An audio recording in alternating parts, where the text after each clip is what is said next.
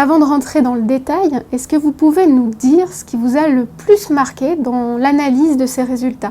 On a des découvertes assez majeures, notamment sur la question de la synergie des molécules qui augmente la dangerosité des molécules prises une à une. Donc ça, ce sont des travaux récents de 2015 qui expliquent les fonctionnements de cette synergie, de fameux effet cocktail des molécules. Donc ça, c'est en 2015, c'est tout récent. Le rapport INSERM en 2013 qui indique une corrélation en fait entre certaines expositions à certaines familles de produits chimiques et certaines maladies professionnelles pour des agriculteurs, type Parkinson et un lymphome. Là, la MSA a reconnu ces maladies comme étant des maladies professionnelles liées à l'exposition. Donc cette corrélation a été établie pour certaines familles, c'est pas pour toutes les familles, mais de produits chimiques. Donc effectivement, on a des choses. Alors c'est un domaine immense. Par exemple, fumer multiplie par 50 le risque de développer un cancer des poumons. Donc ça, c'est quelque chose d'établi. La science le sait et je pense que derrière en découlent toutes les mesures de prévention de santé publique. Mais aujourd'hui, effectivement, on a des corrélations pour les populations, les familles professionnelles qui manipulent des produits. Et par contre, en termes de déclenchement de maladies de ce style, on n'a pas encore de choses avec des pourcentages d'augmentation de facteurs de risque et des choses comme ça. Par contre, si on reste sur le volet santé, une vaste cohorte a été... on a la chance en France d'avoir cette vaste cohorte BioNutriNet, donc avec 60 000 consommateurs qui sont suivis donc sur un pas de temps, commence à avoir plusieurs années d'enregistrement, de pratiques, finalement enregistrement de pratiques de consommation. Et on voit donc dans cette vaste cohorte, on a 4 catégories, avec depuis les consommateurs qui ne mangent pas du tout de bio jusqu'à des consommateurs qui mangent exclusivement des produits bio. Et donc on a eu des premiers résultats en 2013.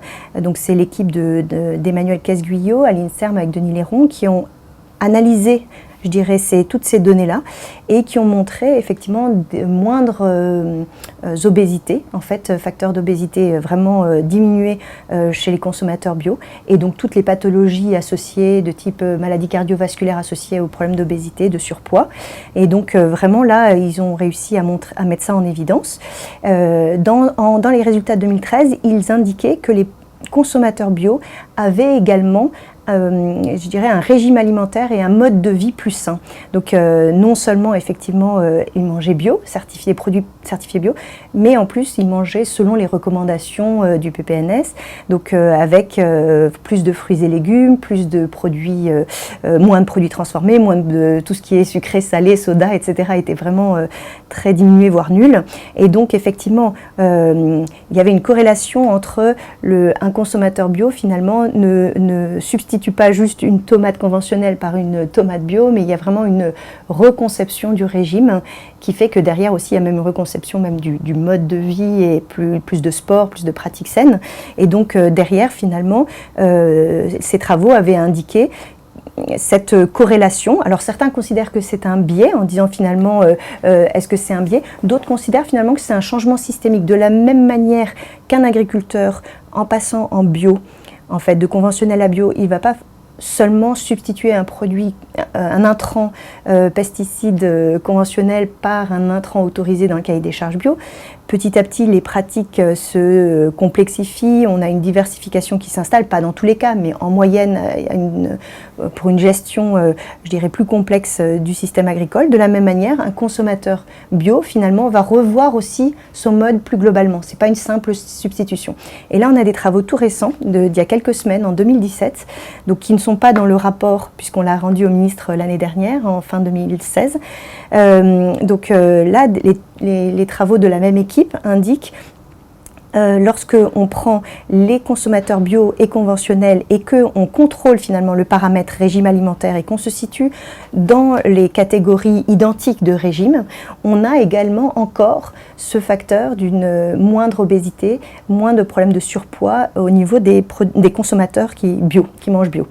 Et donc là, on a les chercheurs qui propose une hypothèse qui pour l'instant reste à l'état d'hypothèse puisqu'il va falloir identifier si effectivement leur hypothèse est bonne, qui dit finalement lorsqu'on est à régime équivalent, si les bio finalement, les consommateurs bio sur du long terme ont encore une fois un delta supplémentaire de bénéfices en termes d'avantages santé, en fait peut-être l'hypothèse, ce serait que les produits consommés, en fait, par rapport à des résidus de produits chimiques, pourraient avoir ce qu'on appelle une induction au niveau hormonal pour générer des stockages de graisse ou complémentaires, en fait. Donc, c'est les fameux effets des perturbateurs endocriniens qui sont un petit peu sur la sellette en ce moment, beaucoup étudiés. Est-ce que maintenant on peut faire un focus sur l'impact santé d'une alimentation bio? On en parle beaucoup, mais que disent les études scientifiques? Alors, on a effectivement les résultats d'une vaste méta-analyse au niveau d'une équipe pluridisciplinaire entre différents pays, un projet européen, qui indique effectivement des compositions de nutriments et d'antioxydants différents. Alors, ce n'est pas systématique, on ne peut pas dire voilà, tous les nutriments et tous les oxydants ressortent bien supérieurs en bio, mais on a effectivement une tendance à avoir des antioxydants renforcés et certains nutriments qui ressortent supérieurs en bio dans cette méta-analyse. Merci beaucoup Natacha d'avoir répondu à mes questions. Merci Elodie. Et si vous voulez en savoir davantage, vous pourrez trouver l'intégralité des résultats ou une synthèse sur le site de l'ITAB. Je vous dis à très bientôt sur BioTV.